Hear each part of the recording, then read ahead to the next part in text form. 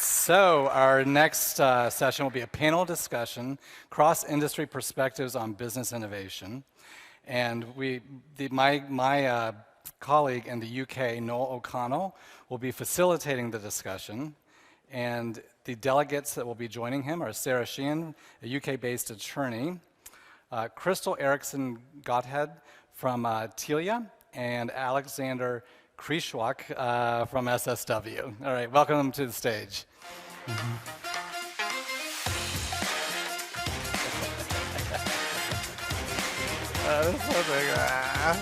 Thanks. Sorry.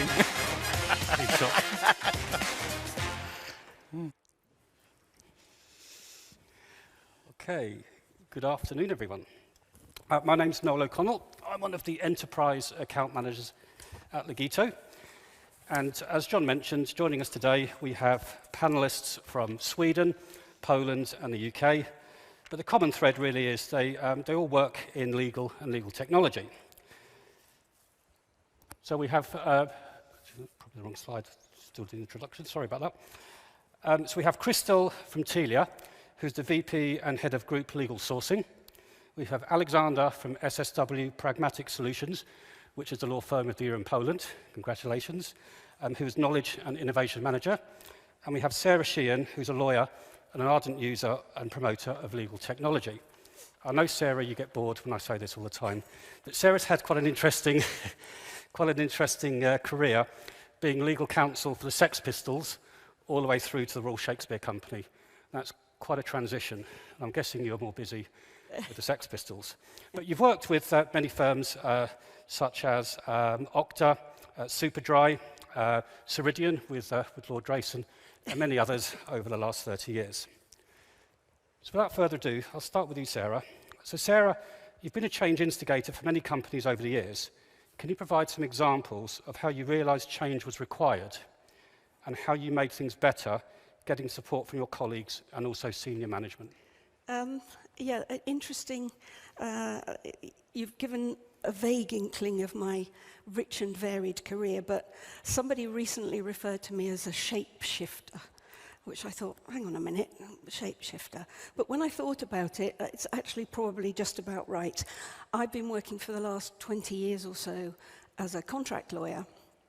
So going into companies where they had a sudden influx of work or where somebody was on maternity leave or sick leave, something like that. So very often picking things up where people were in, if you like, a bit of a crisis sort of a situation. And most, if not all, legal teams I've been involved with have been both overworked and under-resourced. Lawyers are quite expensive people, so nobody wants to have more of them than is absolutely necessary.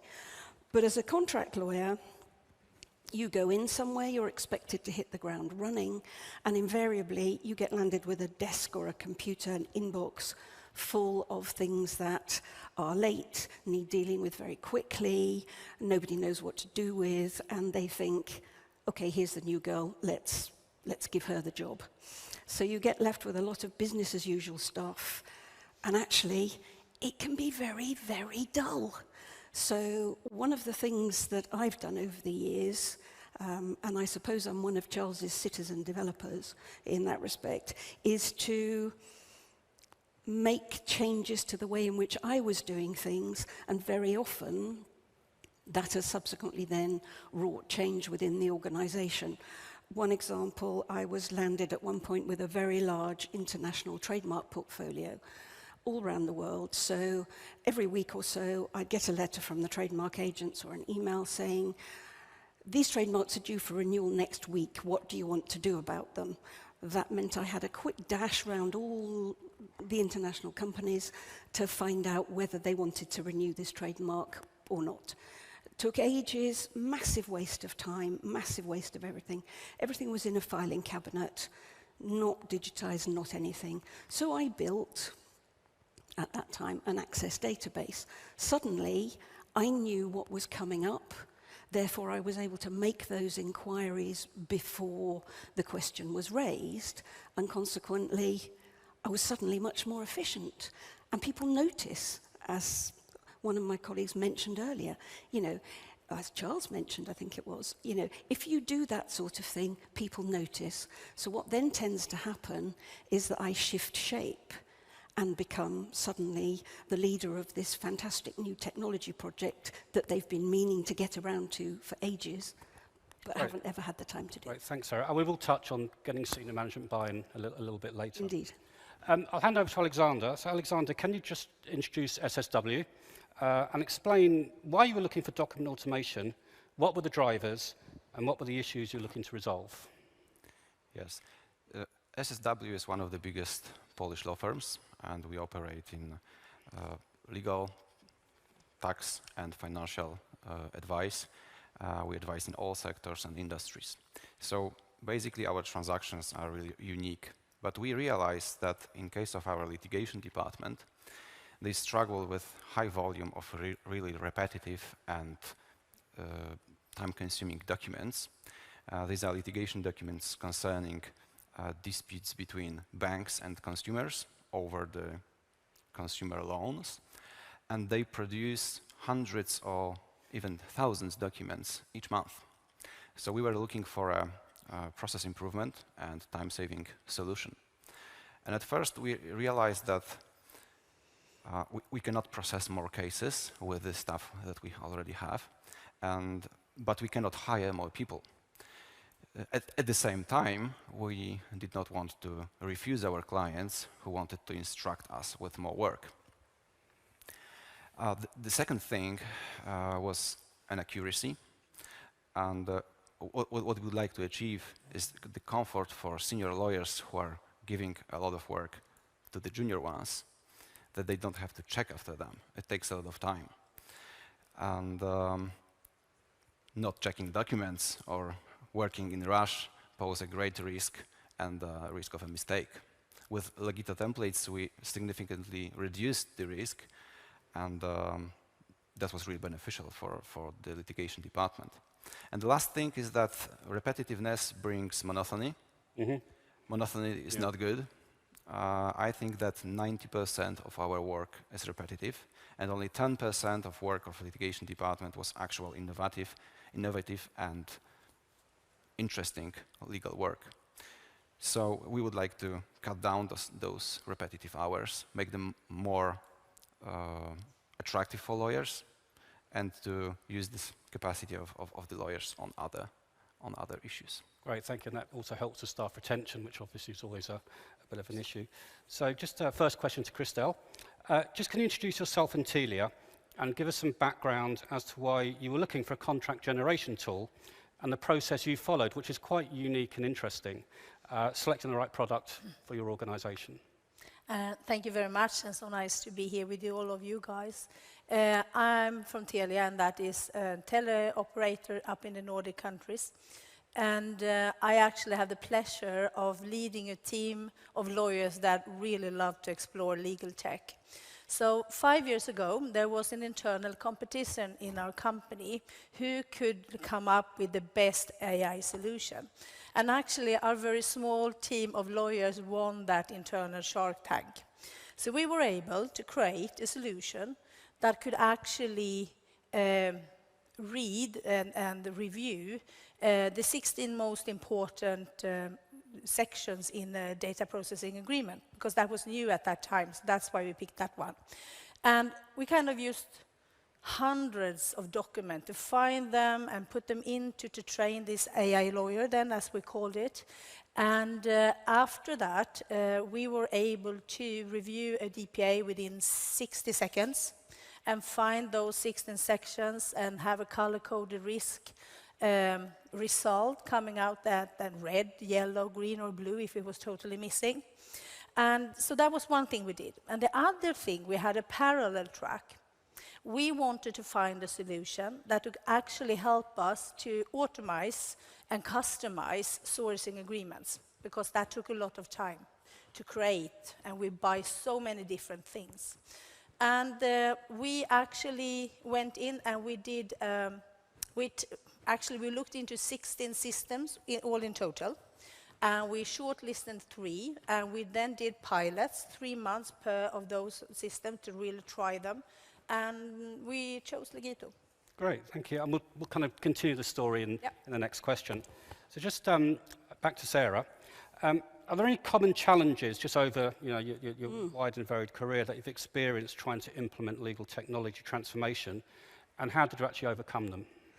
Well, I heard from the back Duong talking about the people, process, technology trilogy, and there's one leg of that that's much longer than the others, and that's people. And I think it's the recurring theme through what a lot of people have said. A recent report from Gartner cited the two most common technology issues or annoyances involve people and change. So acceptance of change, 41% of people stated acceptance of change being a problem. The second one was managing expectations, 31%. And several of people have talked about these things already. So the people thing must be front of mind all the time, really.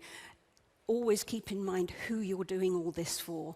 It's your users, and look at what those users want, because actually the tech without the people just sits on a shelf. Or, as a word I've coined today, having listened to Paul this morning, is Voldemorted, which must be the ultimate downside for any piece of software. So make sure that you bring the people with you. That's always been the difficulty. As also suggested, the best tool is to get everybody involved, all your possible users, in a room with Post-its and a whiteboard. I've done it on a number of occasions. It's a fabulous, fabulous tool. Use those priority matrices. Again, they've already been mentioned. Fantastic. But also remember that you need to include the right people in these processes.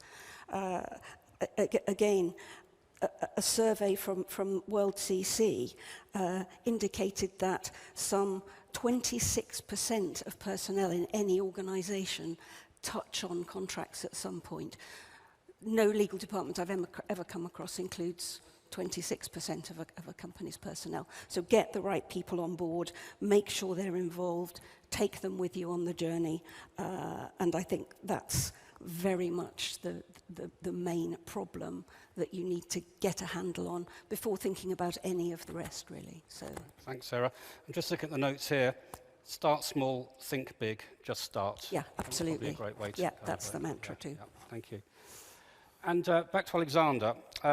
Just in terms of our project, what are the challenges you encountered whilst you were looking for a new system to produce the litigation documents that you were explaining a little while ago? Thank you for the question, Noel. I'm really happy to share our newest experience with Legito from our company here right now. So the major challenge for us, and the first one, was a question whether we would like to try a new solution or use a solution or program which we already have on board. And it took a lot of discussions with our internal stakeholders and to convince them that we should implement a new solution and resign from the previous one. We realized that the business needs of our litigation department cannot be met with the things which we already had on board, and we have to implement something new. I think it took almost 6 months for us to resign from the previous solution, then to change mind of the stakeholders, and then pick Legito out of 3 other competitors shortlisted in our process. The second major challenge was to manage the change with the members of litigation team. At first, they were pushing us to implement it fast and to find a right solution. But when the actual day of implementation came, they were not so eager to make it. Older lawyers, senior lawyers, but even the younger ones, they were accustomed to using Microsoft Word, changing everything manually. So we picked the tech-savvy ones and those who may benefit from the change and work with them at first. But at the end of the day, we established a very simple business rule which says that all documents which are signed and sent to the court has to be created via Legito, and non-Legito documents are not accepted. So you can imagine that that helped to implement it really, really fast. And the last challenge, a little bit surprising for us because it was the first implementation of such program, was that two different teams have to closely cooperate together.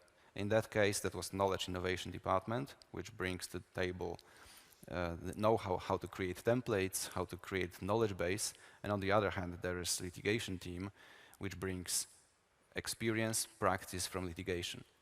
And from our experience right now, we can say that it takes a lot of time to cooperate. It's time-consuming to get people on board to achieve this common goal. Great, thanks, Alexander. I think that point about before we look at a system outside of the organisation, let's look at what we're using already, could be a whole topic of a discussion on its own because it's so common. Crystal, just moving on from the last question in terms of you were doing a pilot with 3 systems, Yep. and in the end you chose Legito. Just really what was the rationale behind that? Why did you actually select Legito? Thank you for asking.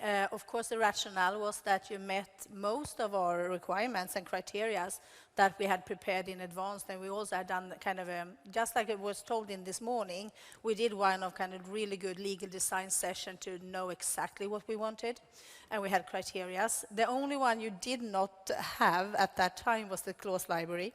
But you promised us, and that was kind of the first thing that we had to trust you, that you promised us that you would fix it within a year, and you did. So thank you for that. And now you have this advanced clause library, because at that time you did not. So, but for us, the most important criteria was the user friendliness, because we will have non-lawyers using it, like all the templates that we create. And that's why they need to feel comfortable using it, and it has to be easy for them to use. So we really want them to be able to see their own templates, move back and move forwards. Maybe they just get half through it, and then they have to go for a meeting, and then they have to be able to pick it up exactly where they left it. Maybe they have to close it for a while to go and ask stakeholders questions, to be able to answer more of the questions. And all that was extremely important for us, because otherwise they would not be happy with the system. So that's why we did. So right now we have then sourcing managers in 6 countries that are using our, what we call then Drafty, our internal name for our Legito system. And they then create all these sourcing agreements in all these 6 countries. Great, thank you. And you're actually showcasing it, aren't you, in kind of industry, you're showcasing it in industry gatherings and legal events. So we very much appreciate that. Thank you. Sarah, then, what was the most successful transformation project you've been involved in? Why was it so successful? What went well? And what were the challenges? Big question for you there. Yeah, it is. Challenges, people, just people, really, all aspects of that. Buy-in, all those things involving the users.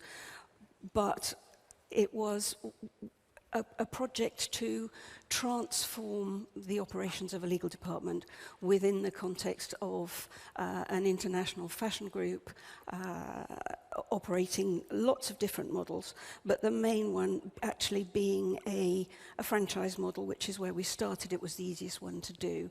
They had franchise agreements in 4 different languages that were very much cut and paste. There was information coming from finance, from sales. And for the finance information, it was coming in the form of a PDF of an Excel spreadsheet, screenshot that the lawyers were then having to pick the data out of and enter into their agreement. So as a first step, and one of the reasons for the success was doing the thing over a longer period of time in stages. So stage 1 was the automation of those 4 templates that effectively then improved the whole process. As part of that process, we involved the other departments in the process from the outset because data was needed from them. That also had the benefit of getting those people involved at the outset. Also helped with budget because we managed to pinch a bit of budget from those other teams as well because they could see how it was going to help them. Stage 2 was process mapping with all those stakeholders to see where we could improve the process. We ran user tests to see what they thought of the current process, what they liked, what they didn't, what they wanted to see improved. So all that worked really well.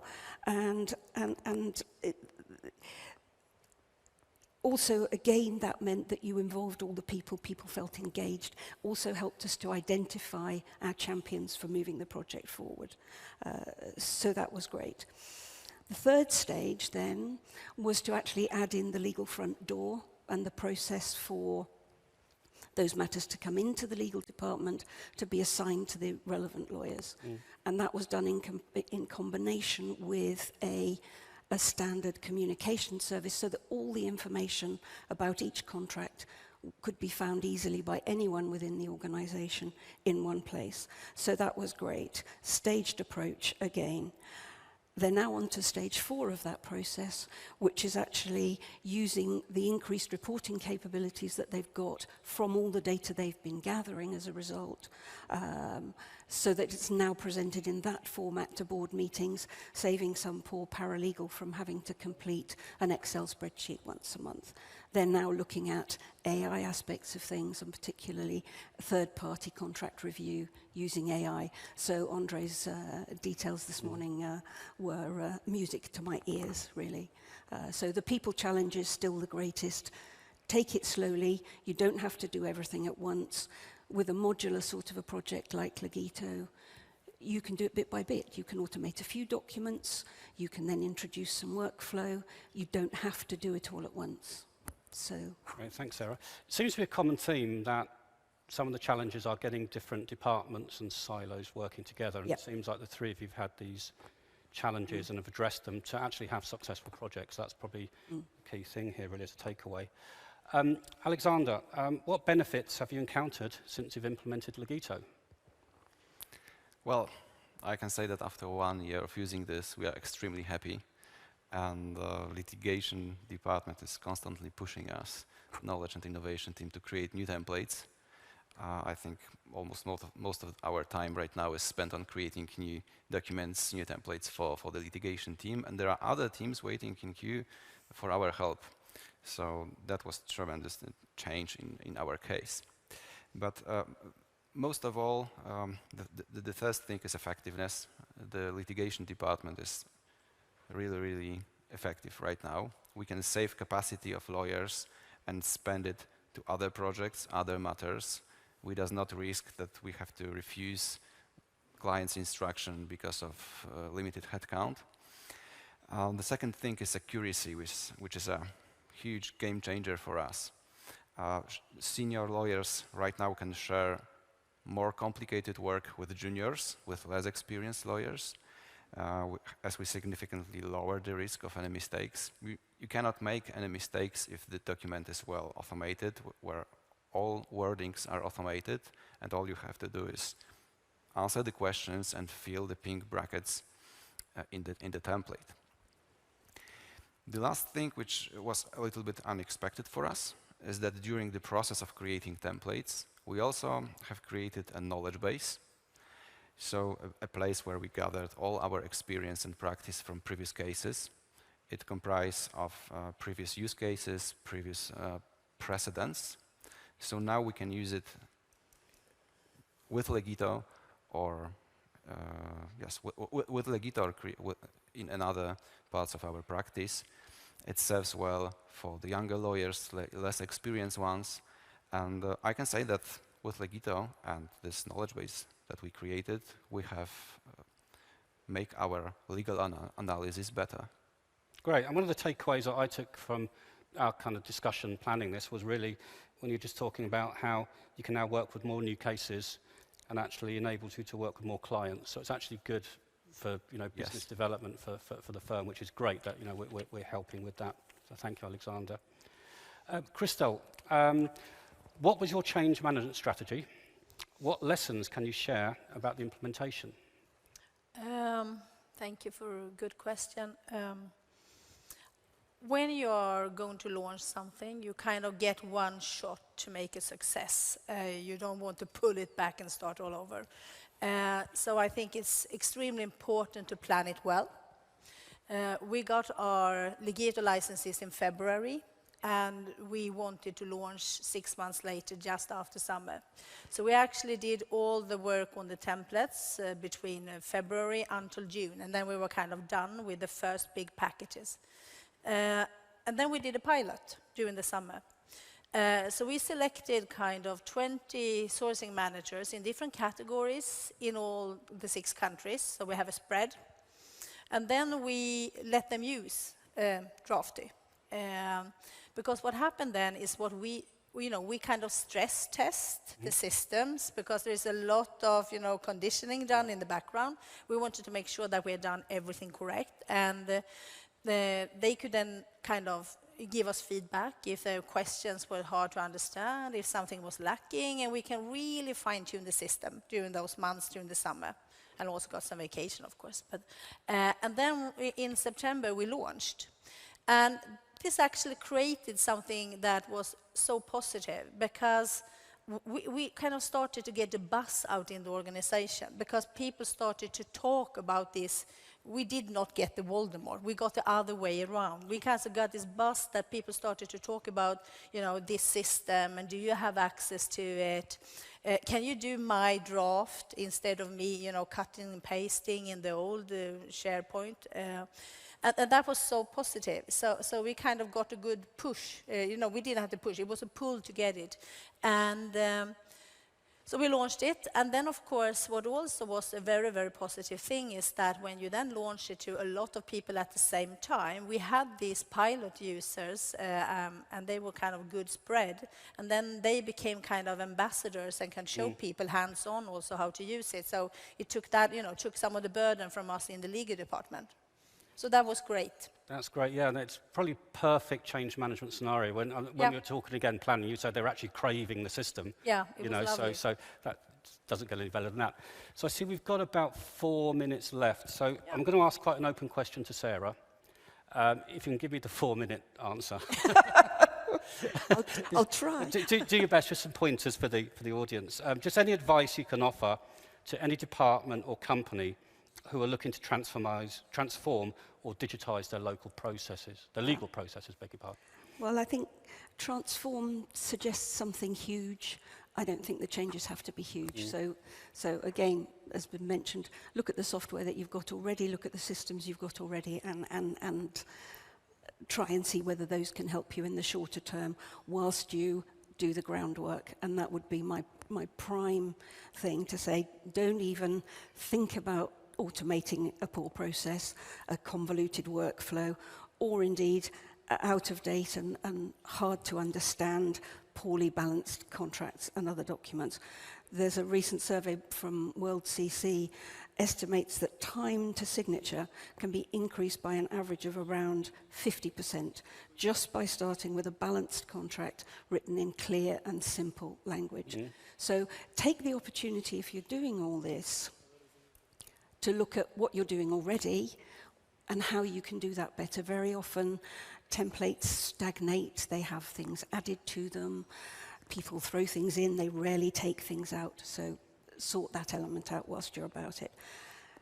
Find out where all your current contracts are. Do you need to pull data from these? Will the system that you're looking at, or systems that you're looking at, enable you to get that data out that you want to do?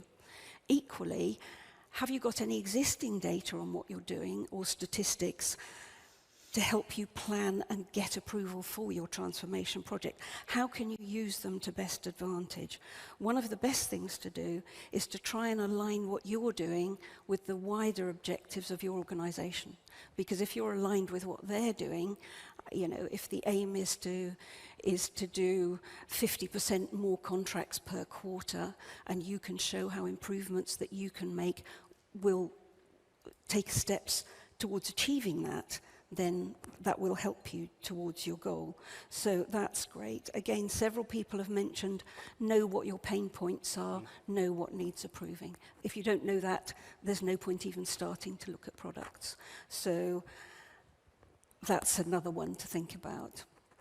Above all, make sure that everything you do is viewed from the user's perspective. That's why this is all here.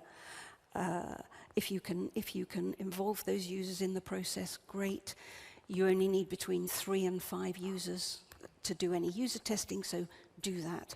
Make sure your users are representative of your audience. Clearly, Legito has done that because they've been, we saw on Andre's slides that he's looked at his power user onboarding and his ordinary user onboarding. Come up with a user persona. Know who your customer or customers are. If there's more than one type, then address their needs however you need. But get the people thing right. That's the absolute imperative on all levels. It will help you with getting buyout. It will help you with implementation, which is a huge problem very often.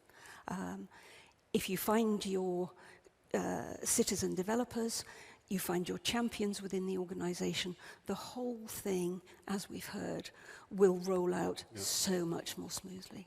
Great, thank you, Sarah. I think we're just about perfect for time now as well. I hope you found that insightful.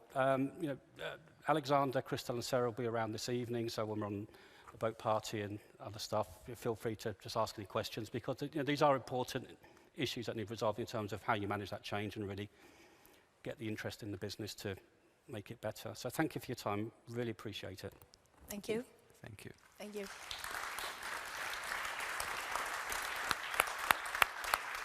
Thank you, everybody.